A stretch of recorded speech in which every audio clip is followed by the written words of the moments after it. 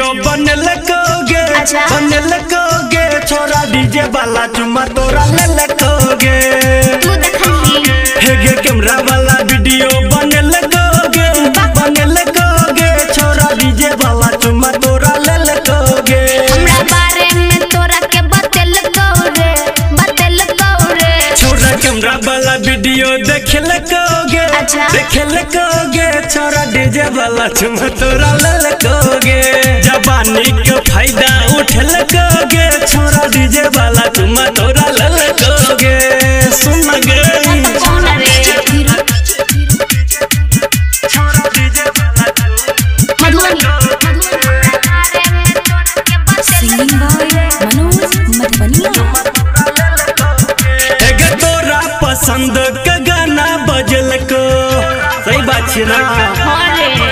एगे तोरा पसंद के गाना बजलको नमरी हजरिया सब तोरे पर लुटलको राखे भरोसा हम काले बतैबो लभ वाला चटनी हम तोरे चटैबो सवतरा नहीं मानबो तोरा बारे में सब जनलकोगे छोरा डीजे वाला चुम्मा तोरा ललकोगे हमरा बारे में तोरा के बतेलको रे छोरा कैमरा वाला वीडियो देखलकोगे देखलकोगे छोरा डीजे वाला चुम्मा तोरा ललकोगे